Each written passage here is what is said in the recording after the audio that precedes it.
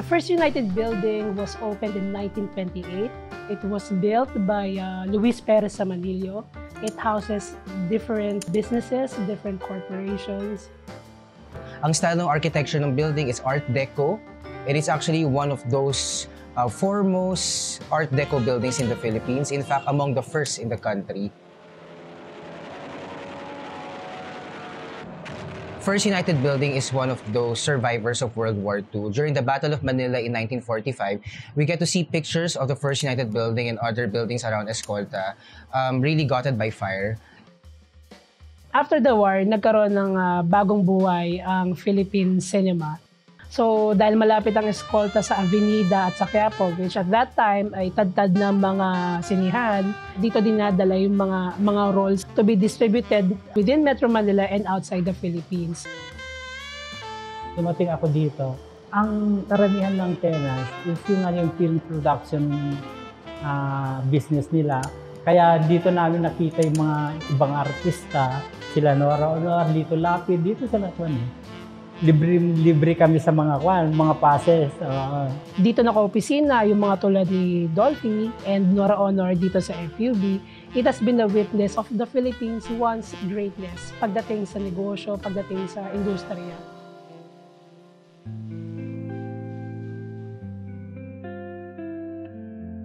Our involvement actually started, it was Cillian and my father who had bought the Burger department store, continued operating the department store starting 1951. And our present involvement is already part of the 4th generation of adaptive reuse of this property. There were generations of repairs, fixes. The FUB still maintains one of the oldest elevators in the Philippines, manufactured by Otis. And we're very glad na this elevator has been maintained. And nakikita ng mga tao na kayang mag-maintain ng ganong klaseng facility. September of 2011, Mayor Lim told the community that Manluna building, it would be Manila's first BPO center. In that meeting, architects were there, developers also, and then architect Galicia. And the architects there told us that, oh yeah, they want to revive Escolta. I was very touched. So we decided that, okay, we are going to do this. The advocacy of taking volunteers started on June 2014. I would like to credit Carlos Aldran for making this possible. He told me one time when we organized Selfie Escolta, we should bring more people to help the awareness campaign, not just the event. Nakakatuwa na maraming sumama. Ang plot twist, hindi mga taga Manila yung mga sumama.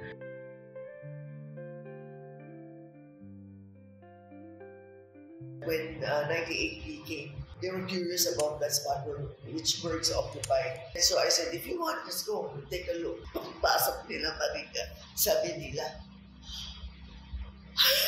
nabigla siya na parang, ang ganda. Sabi nila, wow, ang ganda. Sabi naman namin, saan? Kasi it was a big, empty, cavernous place. So, nag-umpisa doon sa Lapag. All of a sudden, nakita namin yung mga kabataan doon yung we never saw. Biglang dumami yung mga kabataan. Yun. Sabi namin, okay. Early 2016, they kind of approached us to play around with the idea of working with the building and the artists to conceptualize the hub. With the hub then, actually, even the structural tubes that we constructed in the space, wala kaming inattach sa existing structural of the building. Kasi the idea is there should always be the opportunity for the building to remove it without damaging the integrity of the structure.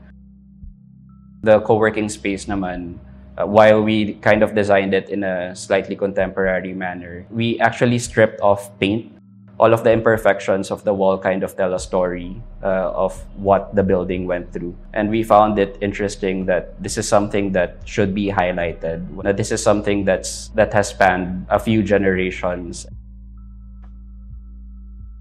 It's just surreal for us to actually be able to use the spaces in the current day.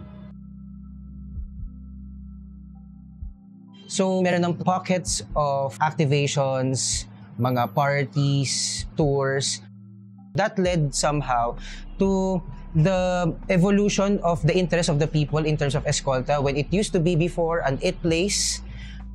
So, kumbaga, we are injecting a new breed of experience here in Escolta through these kinds of activations that we had, thanks to the advocacy of heritage conservation.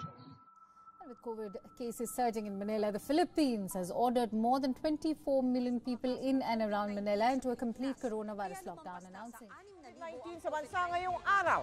Yan na po ang pinakamataas mula nang magsimula ang pandemya. Matapos naman ang When the magkakasunod lockdown na started, record high new parang I found it hard to parang wrap my head around the idea of what the future looked like. Kasi parang it was so unsure at that time eh. And then suddenly parang boom, lockdown, parang nobody can go to the office. Lahat ng mga volunteers from outside of Manila couldn't come in here anymore. There was no one coming, there was no one opening up any store, wala. Work for us kind of stopped for, I would say, mga 3 or 4 months until the lockdowns kind of lessened for a little bit. But the building is actually very generous in giving us a lot of freedom in keeping the space kahit na wala kaming earnings na nakukuha for those months. At that time, nung mga walang pasok, fully paid kami. Kahit naka-dorm pa rin kami, binigyan kami ng sariling dorm at yung pagkain binibigay pa rin sa amin. I think that really helped us get through, I would say, the toughest time in our stay here. I would say what I really learned with the years that we've been here, heritage preservation is really something that should be looked at in a multifaceted manner. Yung economic sustainability is largely attached to the people that actually use it. We need further education in terms of preserving and regenerating heritage spaces outside of the architectural sphere. We have this statement called heritage is people. Kasi naniniwala tayo na yung mga tao mismo yung magdadala forward na dapat ipasa siya sa next generation.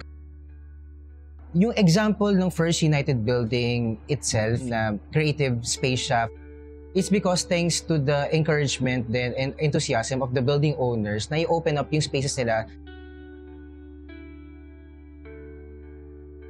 Ang kultura ay behavior. Diba? At yung mga best examples ng culture and behavior that gets passed on from one generation to the next, yun ang magiging heritage. Yung kultura at yung araw-araw na pagkikilos at pagkakapwa-tao ng mga neighborhood. Kapag nakikita ko yung gate ng First United Building, I always see hope. As you can see, doon sa ibabaw ng gate, you can see letter L. It's the initial of Luis Perez sa Manilo. Every time I look at that steel gate, FUB means love.